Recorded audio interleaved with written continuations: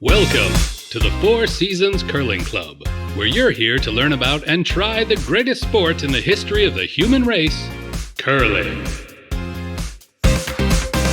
Let's first talk about where curling takes place, the ice and the field of play. It is very important to note that the ice used for curling is unique from all other ice used for all other ice sports. Unlike the smooth, zambonied-to-heck ice used for the far less civilized sport of hockey, curling ice is bumpy. But bumpy is not the official term. Instead, it is referred to as pebbled because the surface is covered in frozen water droplets which resemble small pebbles on a lake.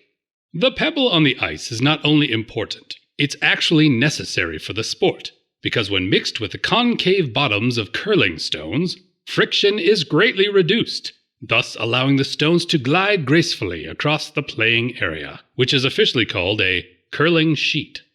Also, as stones glide upon these pebbles of ice, any rotation, or turn, of the rock causes it to curl, which is to say, travel along a curved path as a result.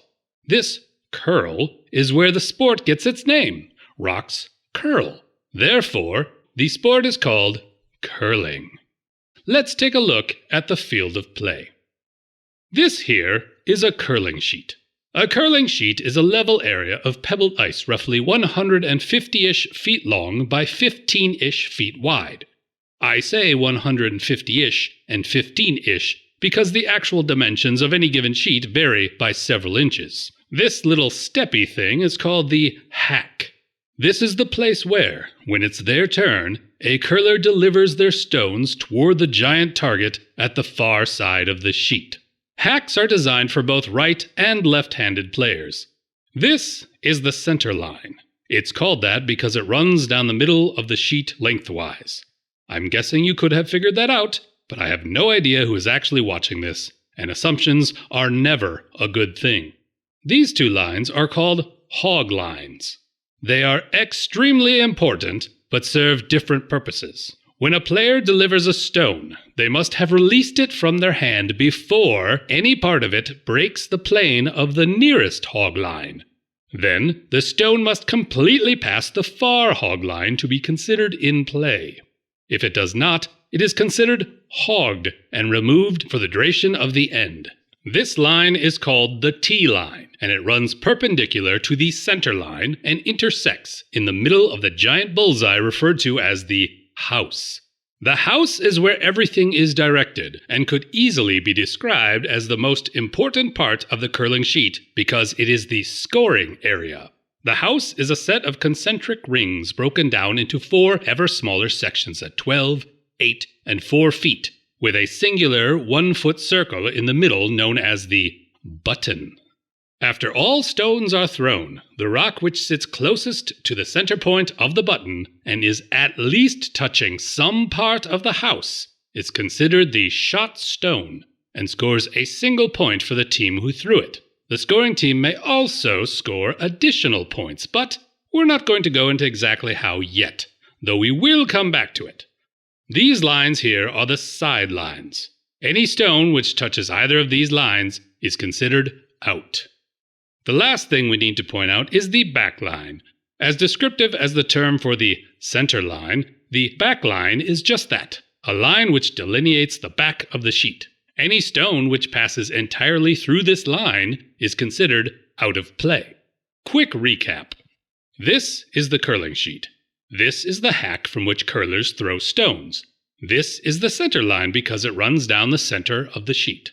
These are the hog lines. When you're delivering a stone, make sure to let go of it before you reach this hog line and hope it passes this hog line or it will be removed from play.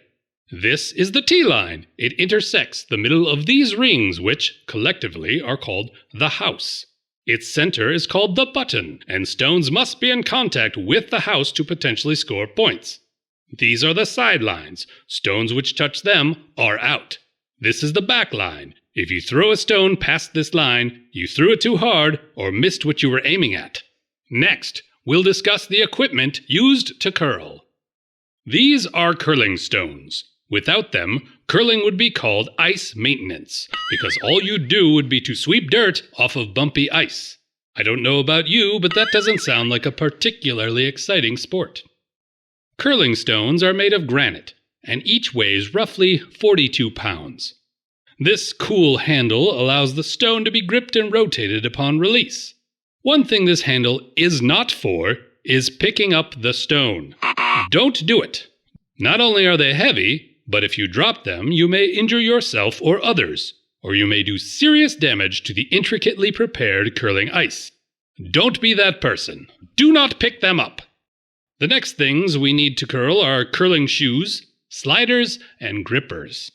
These are curling shoes. If you're a beginner, you don't need them. Not only are they expensive, they take some serious getting used to. Still, they exist, and it's important for you to know what they are and what makes them special. While they are similar to other athletic shoes, they do have some distinct differences, most peculiar of which is that they don't match. One shoe is designed to be used for sliding while delivering a stone, while its sole, or parts of the sole, is covered in a Teflon sliding surface.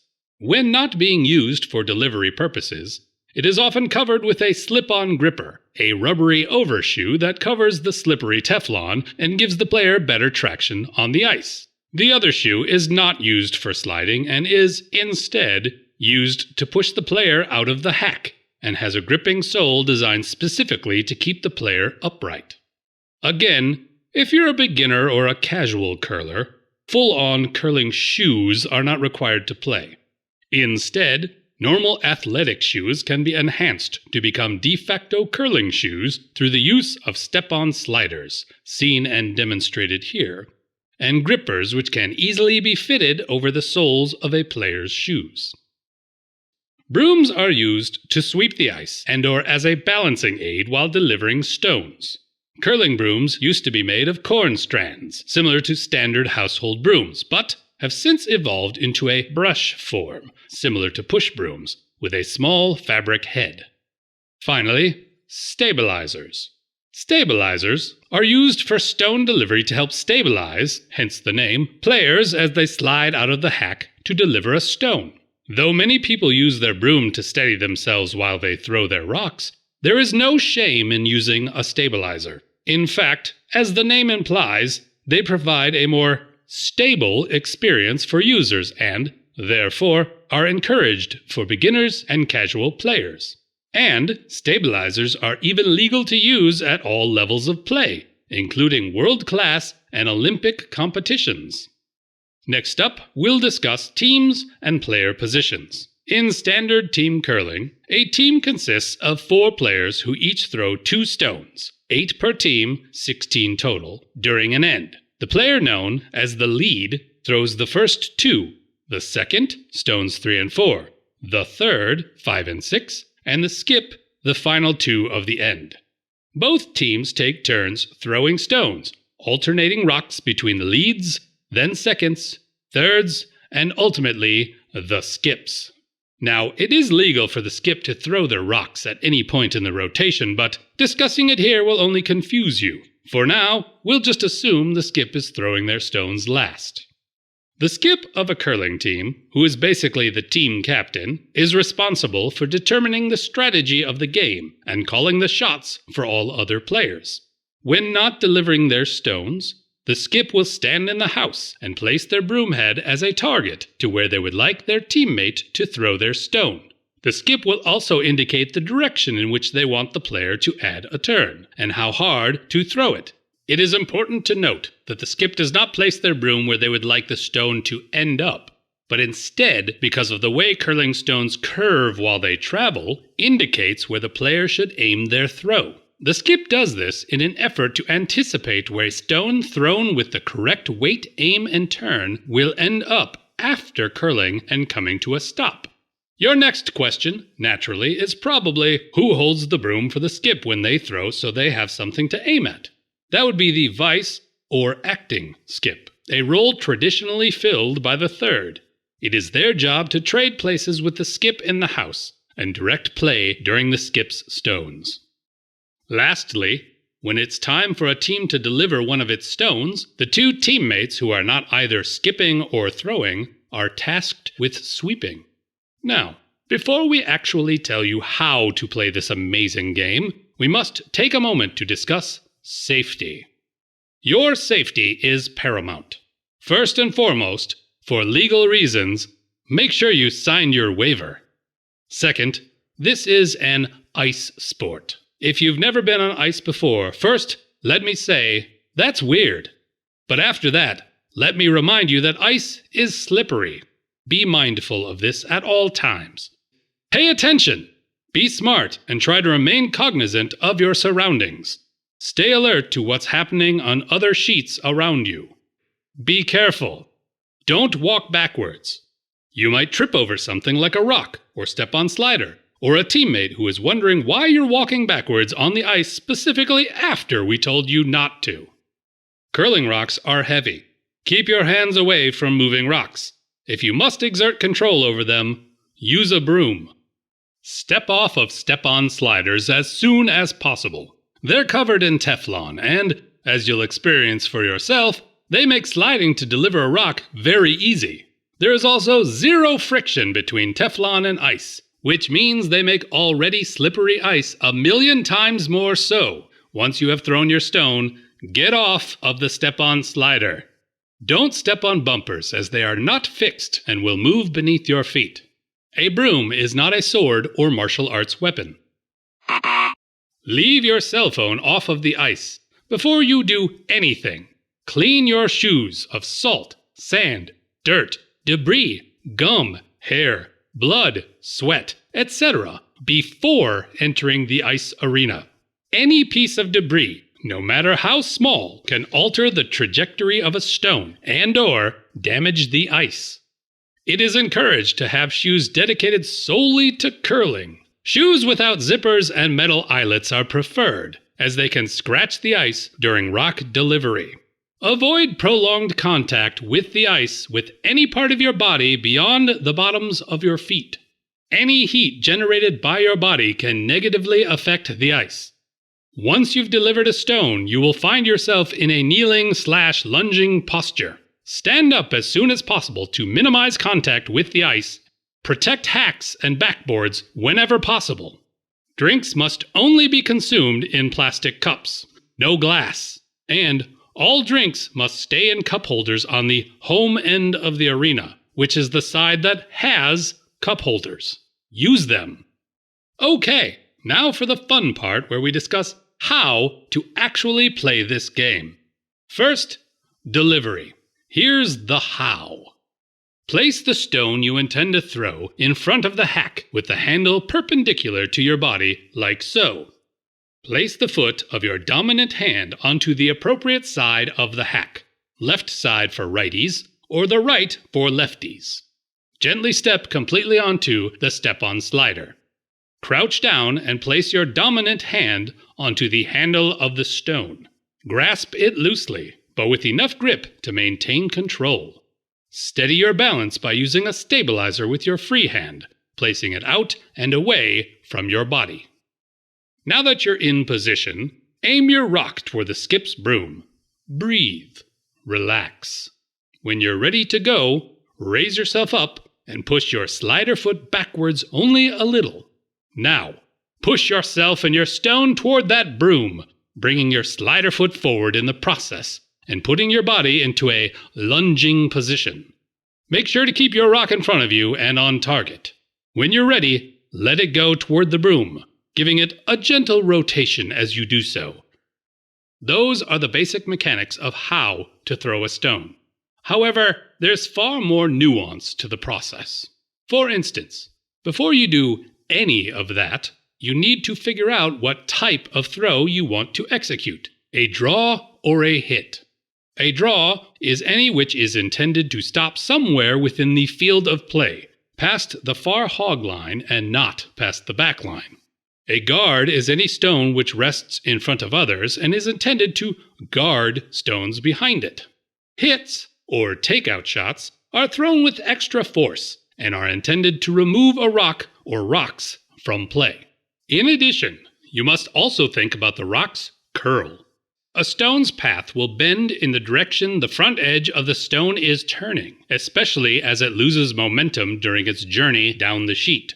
A rock's curl is determined when the person delivering their stone adds a turn, which is a slight rotation added to the handle at the point when it is released. To do this, lightly twist the stone's handle just shy of a quarter turn. If it helps, picture an old-fashioned analog clock. To make the stone curl counterclockwise as it travels down the ice, twist it from 2 o'clock to 12 o'clock right as you release it. To make it curl clockwise, rotate from 10 o'clock to 12 o'clock. Next, you must consider just how hard you need to throw your rock.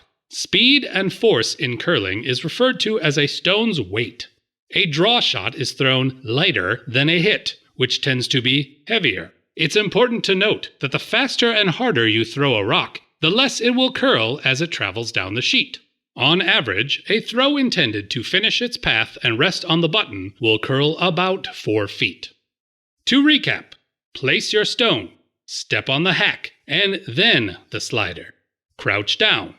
Balance yourself using the stabilizer. Relax. Aim. Pull up and back. Lunge forward toward the skip's broom with the right amount of oomph, and as you let go of the rock, give it a tiny bit of rotation based on where you want it to end up. Next, let's discuss sweeping. If you're not the skip or a person currently throwing a stone, you are going to be one of the sweepers. Sweepers use their brooms to sweep the ice in front of moving rocks to warm and gently melt the pebbled surface through friction-generated heat. This allows the stone to travel farther and straighter, thus correcting for misaimed or underpowered shots. This can also help to hold the line should a stone appear to be curling more than anticipated. Sweeping will not make a rock travel faster. It will simply delay the speed at which it will lose momentum. To properly sweep a stone, move your broom head from side to side in front of the stone. Remember, sweeping need only cover roughly the width of a stone. Anything wider than that is wasted energy. Push down as hard as you can.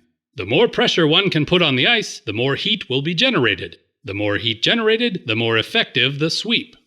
Players can only sweep rocks of their team's color, except once a rock of the opposing color has passed the tee line, when a single player, usually the skip, can sweep it to try and affect where it will ultimately end up. Whatever you do, do not let your broom touch a moving stone. Touching a stone in motion is referred to as burning it. If a stone is burned but has yet to cross the far hog line, it is immediately taken out of play and considered a forfeited turn. If it's burned after crossing the far hog line, the opposing skip has the right to let it stay in play as is, or taking it out and repositioning any stones back to where they were before being affected by the burnt stone. Now, let's talk about the flow of the game and scoring. Rounds of curling are called ends. Most team games consist of 8 ends. An end is considered complete when all 16 stones have been delivered, 8 for one team, 8 for the other. When an end is over, only stones which are past the far hog line and not completely past the back line are considered in play. In order to score, a stone must be touching a part of the house. However, not every stone touching the house will score. Only one team can score at the conclusion of any given end, and it is determined by which stone in the house is closest to the absolute center of the button. That stone, called shot rock, earns 1 point. Any other stone of the same color, which is closer than any other of the opposing color, earns an additional point. But again, those rocks must be touching the house. Stones outside of the rings cannot score points. Points are determined and agreed to by each team's vice skip. Again, a role often filled by the person who throws third. If, by sight alone, it is too difficult for these players to determine which of 2 stones of opposing colors is closer, a measuring tool can be employed to settle the dispute. Stones which rest thinly on the outermost edge of the outer ring, the 12-foot, are called biters. If there is any dispute on whether or not a rock is actually biting, A different measuring tool can be used to make the final decision. Points in curling are cumulative and are added up after each end. When the last end is played and the game is over, the team with the most points wins. In the event of a tie, teams may play an additional end to break it, or, most often at the club level, teams will partake in a draw-to-the-button contest, wherein each skip throws a single stone and the closest to the center of the button wins. Finally, the scoreboard. Though it looks like a traditional scoreboard used in other sports, it has some distinct differences that will frustrate and flummox the best of you. First, you can see a space on top for the yellow team and one on the bottom for the red team. You'd assume the middle line with its ascending numbers would be used to determine which end the game is in, right? You'd be wrong. The middle number is actually the score. And when someone scores, that team takes a number which represents the end which was just completed and puts it where the current score now stands. Get it? Maybe? At least a little? Don't worry, you will get it. Someday. For now, it's not the most important thing. Because it's never about whether or not you win or lose. It's about having fun, getting some exercise, camaraderie with the opposing team, and playing well. It's important to say right here and now, curling is what's known as a gentle person's sport. Curlers do not talk trash. They do not laugh at other teams' misfortunes or lack of experience. They help each other out. They pat each other on the back and compliment well-thrown stones. Curlers shake hands at the beginning of a game and at its conclusion. And, most importantly, it's customary to spend a little time having a drink or enjoying an appetizer with the members of your opposing team immediately following the game. All right, that's it. Those are the basics, and you're ready to go. Be safe. Be smart. Pay attention. Curling takes place on ice. Ice is slippery. Be mindful of this at all times. Step off of step-on sliders as soon as humanly possible. Don't step on the bumpers. Remain alert to your surroundings. Do not walk backwards. Curling rocks are heavy. Don't pick them up.